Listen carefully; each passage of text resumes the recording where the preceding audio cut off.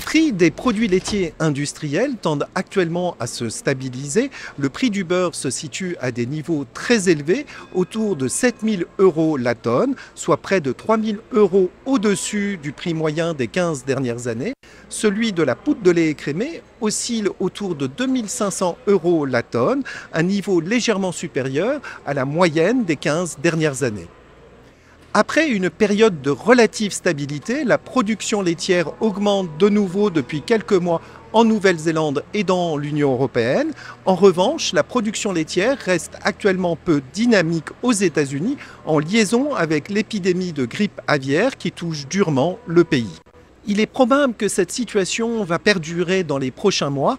En effet, selon le dernier recensement réalisé fin janvier 2025 par les autorités américaines, le nombre de génisses à l'échelle de l'ensemble du pays n'a jamais été aussi bas depuis 1978.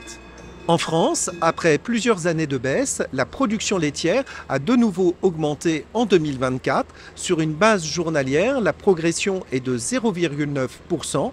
Mais le contexte sanitaire difficile pèse actuellement sur la collecte qui a reculé de 2,7% sur les 7 premières semaines de 2025.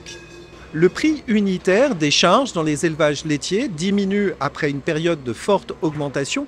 L'indice général IPAMPA lait de vache de l'Institut de l'élevage, qui est en rouge sur le graphique, se trouve ainsi en recul de 3% par rapport à décembre 2023, mais présente une augmentation de 22% depuis 2020.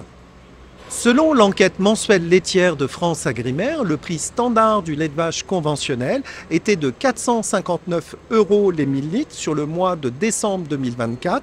Il se situe 28 € au-dessus du niveau de décembre 2023, soit une augmentation relative de 7% en l'espace d'un an. Les prix des produits laitiers vendus en magasin évoluent actuellement de façon contrastée. Depuis un an, les prix du beurre et du lait liquide progressent, tandis que ceux des fromages et des yaourts reculent. En guise de conclusion, la situation globale des marchés évolue actuellement de façon modérée.